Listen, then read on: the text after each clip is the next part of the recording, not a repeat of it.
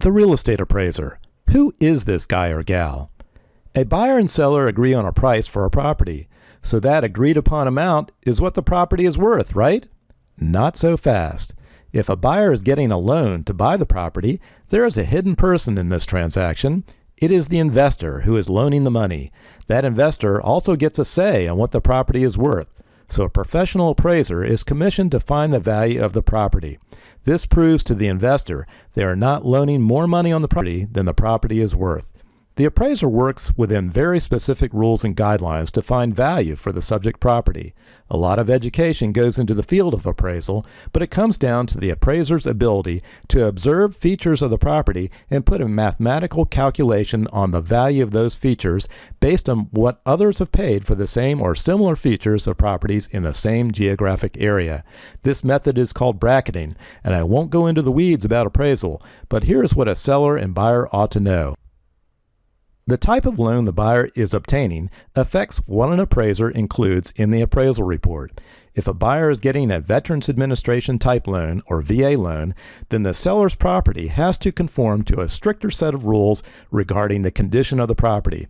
For example, if there are missing roof tiles or no kitchen range, then the appraiser notes that. The loan can't go through without those things being corrected. Same thing with a Federal Housing Authority or FHA type loan. A conventional type loan is much easier on the property. So before entering into a contract with a VA or FHA type loan, both buyer and seller need to be reasonably sure that the property will pass a VA or FHA appraisal. I'll get into the types of loans and their impact in another movie. What happens if the appraisal report shows a price which is lower than the agreed upon contract price between the buyer and seller? Well, there are three paths forward.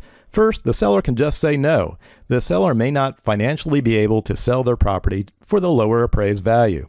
The second way to make the sale go through is the buyer agrees to pay the difference between the agreed upon contract price and the value on the appraisal report. Sometimes that's agreed to upfront as part of the contract. But the third way forward is the most common. The seller lowers their price to the appraised value.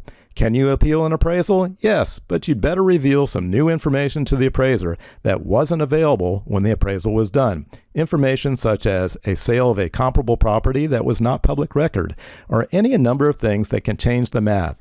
Appraisal values can and do get adjusted, but you need compelling data to make the case for a change in value. An appraisal is a central key to financing a property. A seller who prices their property way outside the comparable property range will not likely be able to sell their property to anyone but a cash buyer willing to pay that price.